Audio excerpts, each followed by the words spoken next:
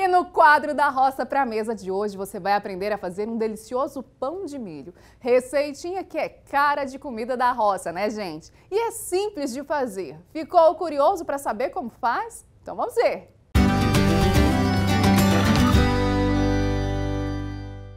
O milho é um dos 3 cereais mais consumidos no segmento de panificação.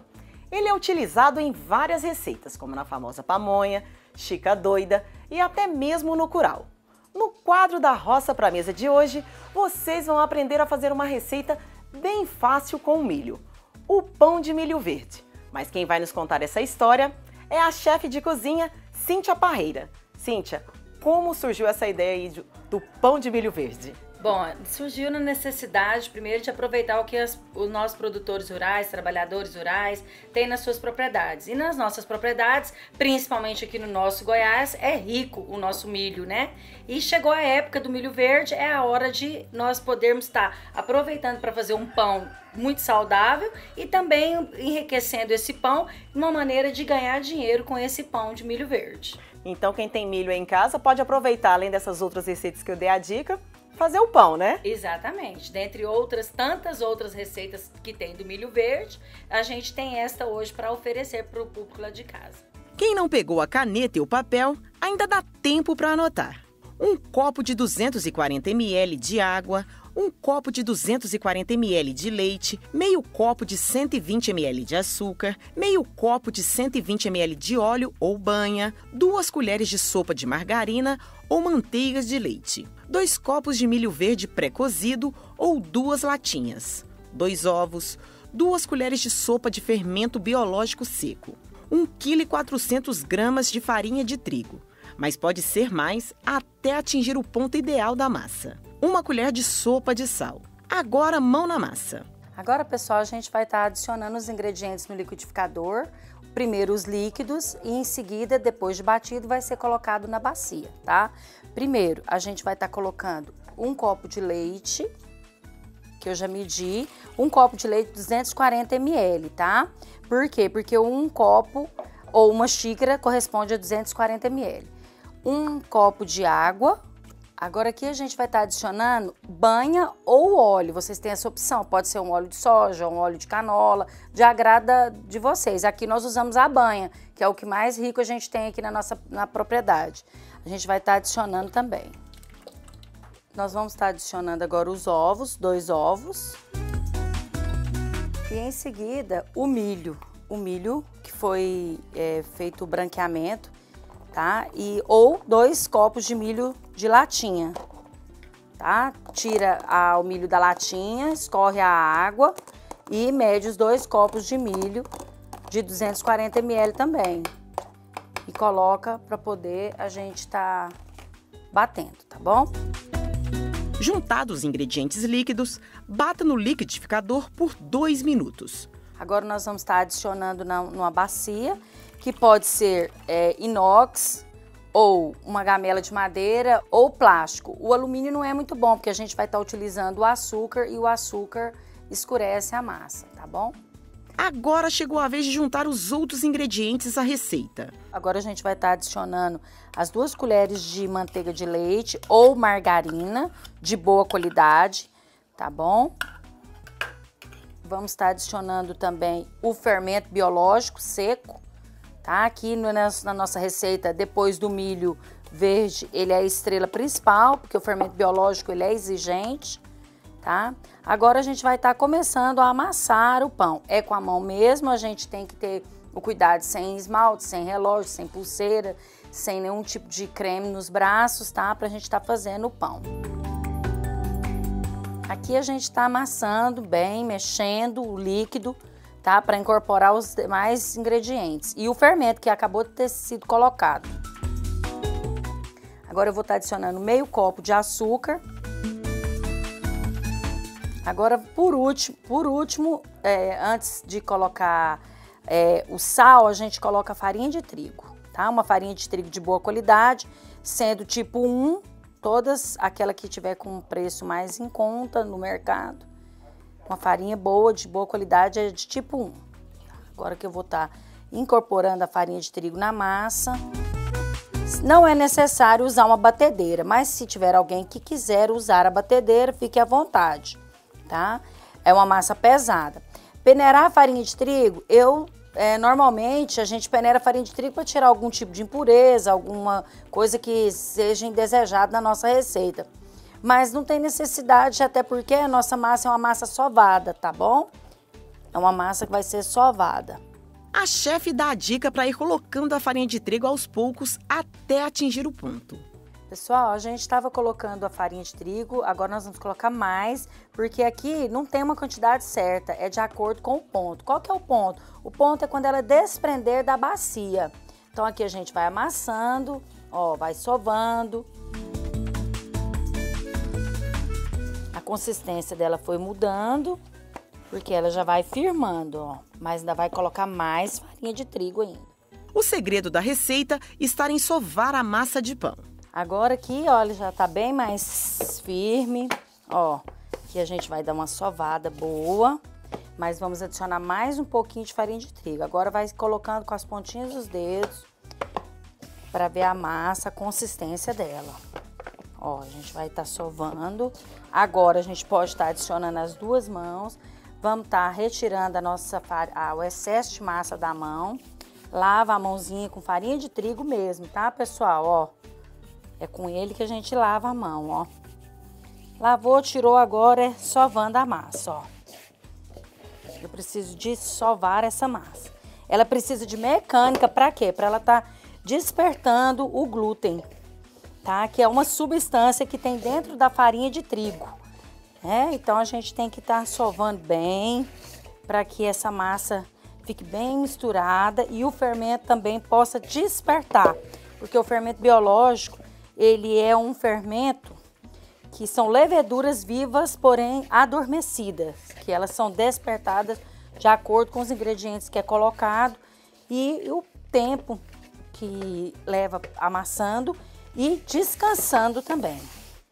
A gente agora vai estar adicionando, depois que vocês misturaram todos os ingredientes, chegou nesse ponto, olha o ponto como está, ó. A gente vai estar adicionando uma colher de sopa de sal, porque o sal, ele faz parte da receita, mas ele costuma interferir no crescimento do fermento, tá? Se colocado na hora errada, tá bom? Aqui agora a gente vai estar sovando até misturar bem esse sal. E haja braço para sovar. Quando a massa atingir o ponto certo, é hora de colocar ela para descansar. E agora nós vamos estar colocando o nosso pão para crescer, os 40 minutos ou até dobrar de volume, na mesma vasilha que a gente amassou mesmo, tá bom? Uma das coisas pra gente ver, ó, tá bem amassadinho. A bacia tem que estar limpa, que a gente fala, né? Lavou a bacia com a própria massa, tá limpa. Então tá ótimo, tem que aproveitar todos os líquidos, todos os ingredientes que foram adicionados. Agora a gente vai estar pegando o papel filme, enrolando e deixando para descansar. Atenção à dica da chefe. Não pode deixar nenhum buraquinho, tá, pessoal? A gente vai passar todo. Se não quiser colocar assim, pode colocar também numa embalagem plástica grande para ele estar crescendo. Mas ele precisa de espaço também para estar desenvolvendo, tá bom, pessoal? Ou então numa vasilha boa com tampa, a gente pode estar utilizando. 40 minutos depois, a massa já está pronta. A nossa massa cresceu bem, tá? Mas poderia deixarmos mais um pouco. Nós estamos no período do inverno e nesse período é mais frio e a massa precisa de temperatura quente mesmo, um ambiente quente para ela desenvolver, ou tempo, uma dessas duas coisas, tá bom? Aqui nós temos dois tipos de forma para mostrar para vocês. Às vezes as pessoas têm dessa. Essa aqui é uma forma de alumínio, né? Essa forma é uma forma de folha, tipo folha de zinco, essas coisas. Essa aqui nós vamos untar com banha ou manteiga de leite ou margarina. Nunca unte as formas com óleo, tá bom? O óleo ele deixa um resíduo, tá?